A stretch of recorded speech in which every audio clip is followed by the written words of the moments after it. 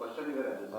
ಈಗ ಹಳೆ ಕಮಿಟಿ ಪ್ರಕಾರ 5% ಹೈಕ್ ಮಾಡಿದ್ರಲ್ಲ, ಆ ಹೈಕಲ್ಲಿ ನೀವು ಇದು ಕ್ಯಾಲ್ಕುಲೇಟ್ ಮಾಡಕ್ ಹೇಳಿರೋದು ಅದಿರಲ್ವಾ ಅಥವಾ ಬರೋ ತನಕ ಅದರಲ್ಲೇ ನಾವು ಸರ್ ಕಮಿಟಿನೇ ಹೇಳಿದೆ ನೀವು ಫಾರ್ಮುಲಾ ಪ್ರಕಾರ ಕ್ಯಾಲ್ಕುಲೇಟ್ ಮಾಡಿ committee has given A direction as per that formula ಕೊಟ್ಟವ್ರೆ.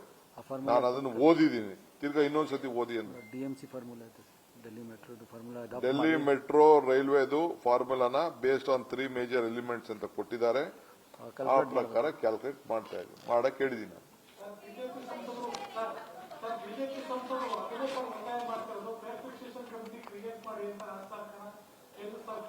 ನನಗೆ ಯಾರು ಬಂದಿಲ್ಲ, ನನ್ನ ಹತ್ರ ಮಾತಾಡಿಲ್ಲ.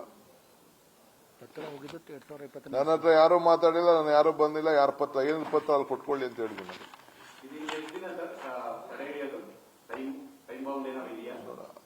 Come back to it.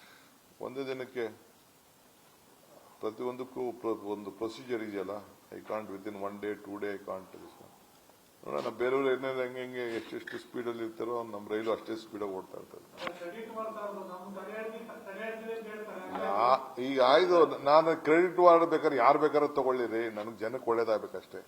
ನನ್ನ ವಾರ್ ಕ್ರೆಡಿಟ್ ಅಲ್ಲ, ನನ್ನ ವಾರ್ ಜನರು ಸಮಸ್ಯೆ ಬಗೆಹರಿಬೇಕು. ಪಾಪ ಭಾರ ಆಗಬಾರ್ದು, ನನ್ನ ವಾರು ಮೆಟ್ರೋಗೂ ಭಾರ ಆಗಬಾರ್ದು.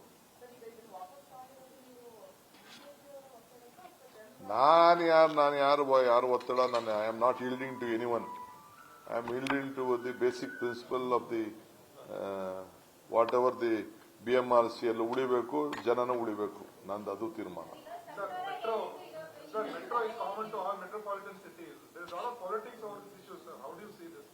ಬರೀ ಇಲ್ಲಿ ಮಾತ್ರ ಅಷ್ಟೇ ಟ್ರಂಕ್ಗಳು, ವಾಯ್ಸು, ಮೈಕು ಎಲ್ಲ ಇದೆ. ಬೇರೆ ಎಲ್ಲೂ ಇಲ್ಲ. ಬೇರೆ ಎಲ್ಲೂ ಡೆಲ್ಲಿಲಿ ಯಾರು ಮಾತಾಡಿದಾರ, ಮುಂಬೈಲಿ ಮಾತಾಡಿದಾರ, ಹೈದರಾಬಾದ್ ಮಾತಾಡಿದ, ಎಲ್ಲೂ ಮಾತಾಡಿಲ್ಲ ಯಾರು. ಇದು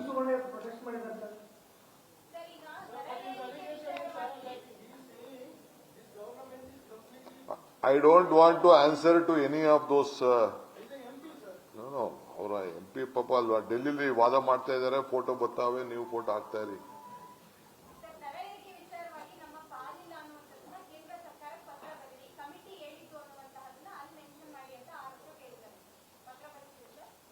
ಆಯ್ತು, ಅವರು ನನಗೆ ನಿಮ್ಮ ಮಾಧ್ಯಮಕ್ಕೆ ಏನ್ ಬೇಕಾದ್ರೆ ಹೇಳ್ಕೊಳ್ಳಿ, ನನಗೆ ಅವ್ರು ಏನ್ ಬೇಕೋ ತಿಳಿಸ್ಲಿ, ನಾನು ಅದಕ್ಕೆ ಏನ್ ಬೇಕೋ ಉತ್ತರ ಕೊಡ್ತೀನಿ.